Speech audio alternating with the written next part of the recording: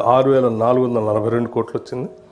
GST compensation వచ్చి 518 కోట్లు వచ్చింది. Special assistance for backward districts సంబంధించి 450 కోట్లు వచ్చింది. టోటల్గా మొత్తంగా కలిపి 38,400 కోట్లు వచ్చినాయి అధ్యక్ష. ఇది అంటే ఇవన్నీ ఫైనాన్స్ కమిషన్ గ్రాంట్స్, అట్లాగే సెంట్రల్ స్పాన్సర్ స్కీమ్స్ సంబంధించినటువంటి సమాచారం, ట్యాక్స్ డివల్యూషన్, మనకు పన్నుల ద్వారా కేంద్ర ప్రభుత్వం నుంచి ఇచ్చే వాటా నెలవారీగా ఈ మేము ప్రభుత్వం తీసుకున్న తర్వాత నుంచి నెలవారీగా ఈ రాష్ట్రానికి వచ్చిందంతా నేను సమాచారం ఇచ్చాను మీకు. ఇది మీకు దీంట్లో ఇంకా కావాలంటే ఈ ఫైనాన్స్ కమిషన్ గ్రాంట్స్ అంటే ఉదాహరణకి local bodies, urban local bodies, disaster relief లాంటి వాటికి ఇచ్చేది. సెంట్రల్ స్పాన్సర్ స్కీమ్స్ అంటే మనందరికీ తెలిసింది.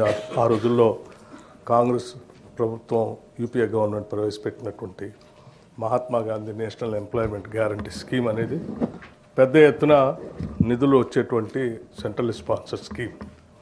దాని ద్వారా అట్లాగే నేషనల్ హెల్త్ మిషన్ అనేది అది కూడా అటువంటి వాటి వల్ల PMGSY, SSA, Sarva Shiksha Abhiyan, anganwadi etcetera central sponsor schemes ద్వారా వచ్చేటువంటి నిధులు మొత్తం సమాచారం ఇచ్చాను అధ్యక్ష.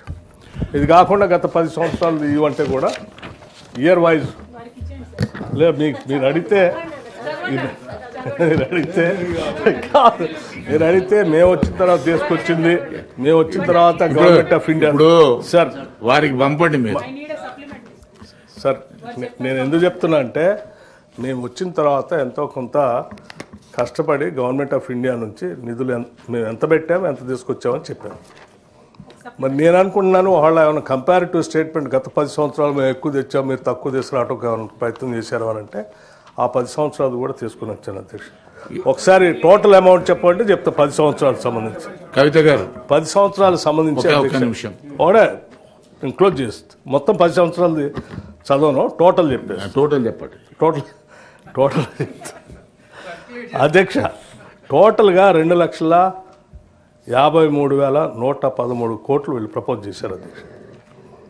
10 సంవత్సరాల్లో వీళ్ళు వాళ్ళతో కొట్లాడి లేకపోతే ఏం చేశారో కదా తీసుకొచ్చింది మాత్రం 88,947 కోట్లు మాత్రం.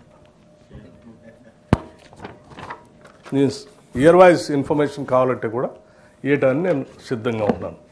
ఇవన్నీ ఎవరినో బ్లేమ్ చేయడం కోసం చెప్పేది కాదు అధ్యక్ష. మీరు అడిగిన క్వశ్చన్కి నా దగ్గర ఉన్న సమాచారం టోటలీ కంప్యూటరైజ్.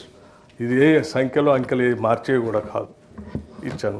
ఇంకా ఏదైనా సమాచారం కావాలంటే కూడా మీరు ప్రశ్నలు అడిగితే నెక్స్ట్ క్వశ్చన్ ఏదైనా ఇంకోటి అడిగితే అది ఫార్మేట్లో వస్తే దానికి కూడా ఇస్తాను. థ్యాంక్ యూ అధ్యక్ష. ప్రతిసారి ప్రభుత్వాన్ని బ్లేమ్ చేయడానికి ప్రయత్నిస్తామని వారు అనుకుంటున్నారు అధ్యక్ష. నా ఉద్దేశం అది కాదు. మా ఉద్దేశం ఏంటంటే బీజేపీ నుండి ఎవరు వచ్చినా అడ్డగోలుగా ఇన్ని ఇచ్చినాం, అన్ని ఇచ్చినాం, ఇన్ని లక్షలు ఇచ్చినాం, అన్ని లక్షలు ఇచ్చినాం అంటారు అధ్యక్ష. దానికోసమే ఆ క్లారిటీ కోసం అడగడం జరిగింది. కాకపోతే వీరు గౌరవ డిప్యూటీ చీఫ్ మినిస్టర్ గారు చాలా కన్ఫైన్ టు అడిగిన క్వశ్చన్ కానీ ఇచ్చామని చెప్తా ఉన్నారు. నెక్స్ట్ టైం మేము కూడా ప్రశ్నలు డిఫరెంట్గా ఇస్తాం అధ్యక్ష. కాకపోతే మీరు 10 సంవత్సరాల్లో మేము తేలేకపోయామని నిధులు చెప్పారు అధ్యక్ష. ఎందుకంటే మాకు బీజేపీకి ఉన్న వైరంతో ప్రాబబ్లీ మేము తేలేకపోయామేమో. మీకు బీజేపీకి ఉన్న ఫ్రెండ్షిప్తో మీరు తెచ్చుకోగలుగుతున్నారు ఈ మధ్య. కాబట్టి ఇబ్బంది ఏం లేదు. మీరే అంకెలతో సహా ప్రూవ్ చేశారు కాబట్టి మేము సంతోషిస్తున్నాం అధ్యక్ష. జై Telangana. I really appreciate sir అధ్యక్ష. ఇక్కడ ours is a federal system, nation and states. ఆడెవరు గవర్నమెంట్లో ఉంటారు, ఏ పార్టీ ఉంటుంది, ఏ పార్టీ ఉంటుంది అనే దానికంటే కూడా you have to see the interest of your own state as a state head.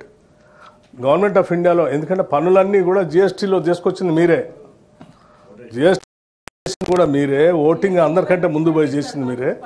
So పనులంతా కేంద్రం వసూలు చేసుకోవాలని చెప్పిన తర్వాత మరి కేంద్రం నుంచి తెచ్చుకోవాలి కదా.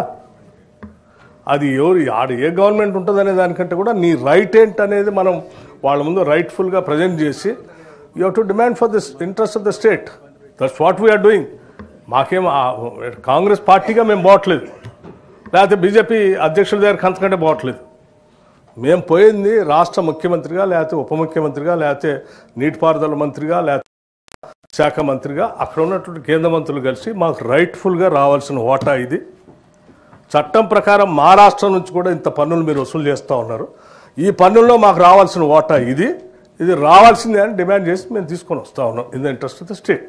గత 10 సంవత్సరాల్లో సరే మీరు వైరం పెట్టుకొని రాష్ట్ర ప్రయోజనాలను తాకట్టు పెడతారు పార్టీ ప్రయోజనాల కోసం అంటే అది మాకు సంబంధం లేని అంశం. బట్ రాష్ట్ర ప్రయోజనాలే ముఖ్యం మనకి. Thank you.